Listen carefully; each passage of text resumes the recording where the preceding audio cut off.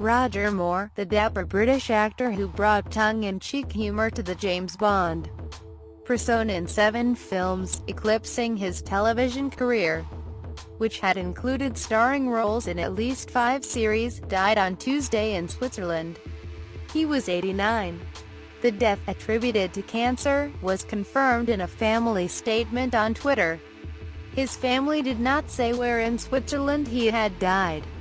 Mr. Moore was the oldest Bond ever hired for films in the official series, although David Niven was in his 50s when he played Bond in the spoof Casino Royale, taking on the role when he was 45. Sean Connery, who originated the film character and with whom Mr.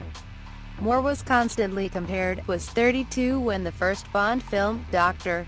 No, was released. Mr. Moore also had the longest run in the role, beginning in 1973 with Live and Let Die and winding up in 1985 with A View to a Kill. When he became 007, the author Ian Fleming's sexy secret agent with a license to kill, Mr.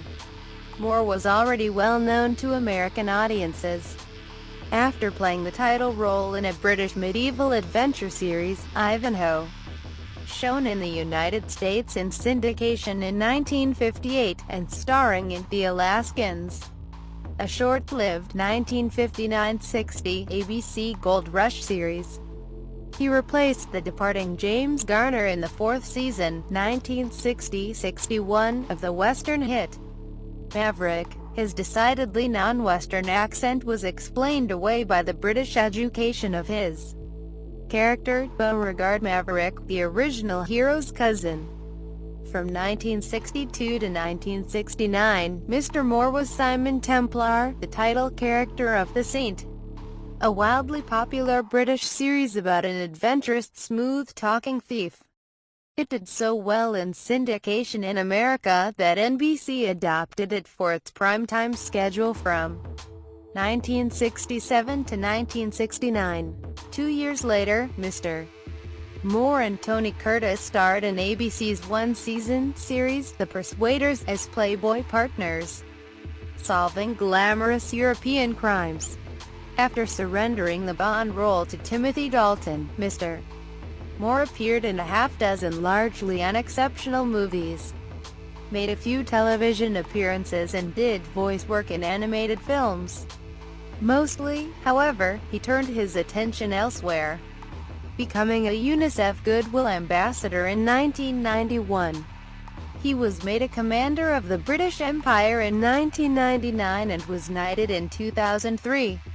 Roger George Moore was born on October 14, 1927, in Stockwell, South London, the only child of George Alfred Moore, a London police officer who dabbled in amateur theatre, and the former Lily Pope. Early on, Roger expressed interest in becoming a commercial artist and worked while a teenager at an animation company, but he fell into movie extra work, was encouraged by a director to pursue acting and entered the Royal Academy of Dramatic Art in 1944. He was drafted during the final year of World War II, serving as a second lieutenant in the Royal Army Service Corps. After the war he did stage work in London and Cambridge, England, and appeared in mostly uncredited movie parts. He left for the United States in 1953. Mr. Moore made his American television debut that year playing a French diplomat on an episode of NBC's Robert Montgomery Presents. His first credited film role was a small one, as a tennis pro in The Last Time I Saw Paris, 1954, starring a young Elizabeth Taylor. His second movie was the romantic melodrama Interrupted Melody, 1955, with Eleanor Parker. But he soon returned to Britain and spent the rest of his career doing a mix of British, American and European projects. During his tenure as James Bond, Mr. Moore played almost a score of unrelated acting roles, most notably in The Cannonball Run, 1981, the car race comedy with Burt Reynolds, and the television movie Sherlock Holmes in New York, 1976, in which he starred as Holmes and John Huston played Professor Moriarty. Mr. Moore's only visits to Broadway were brief and, in different ways, unpleasant.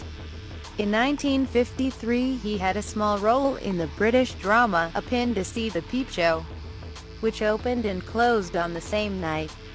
Exactly 50 years later he appeared as the mystery guest star in Hamish McColl and Sean Foley's comedy, The Play What I Wrote, and collapsed on stage.